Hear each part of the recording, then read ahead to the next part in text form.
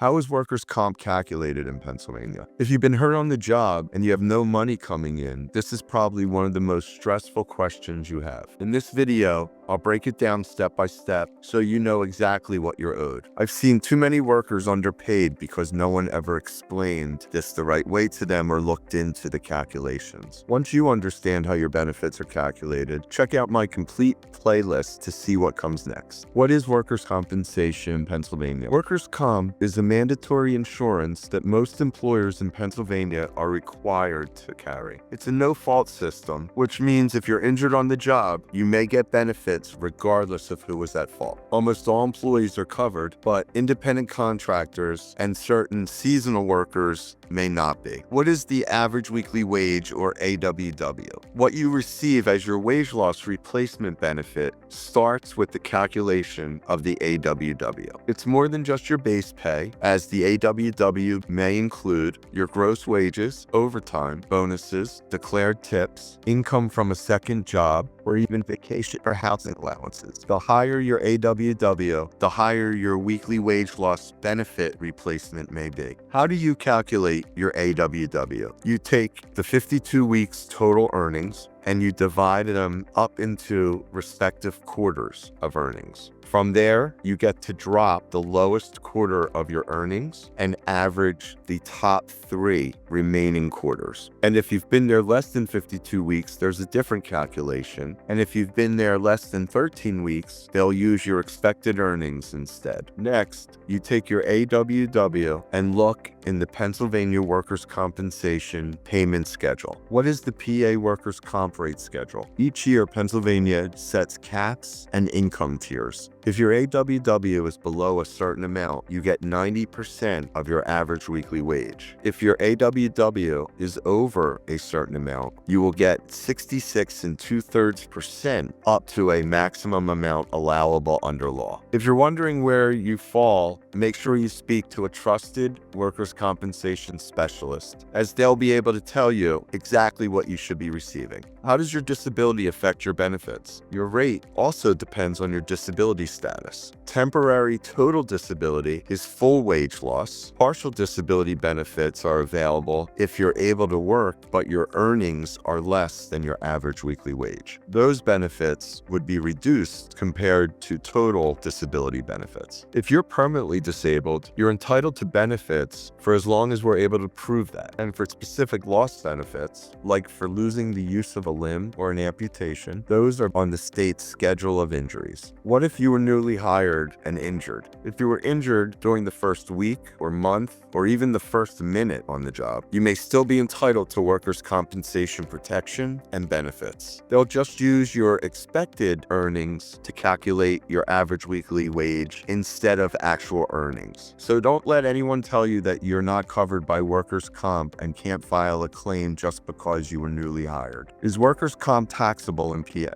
Good news, workers' comp benefits are not taxable as income in Pennsylvania. That applies to all weekly wage loss benefit payments, as well as any lump sum settlement amount. Common mistakes to avoid. Don't shortchange yourself. Here are a few common mistakes we see. The first mistake we sometimes see is underreporting your income sources. The most common mistake we see is trusting the insurance company's calculations. Make sure to ask for those calculations so that you can determine that you're receiving the proper amount. And I strongly recommend reviewing those calculations with a workers' compensation specialist who knows exactly what to look for.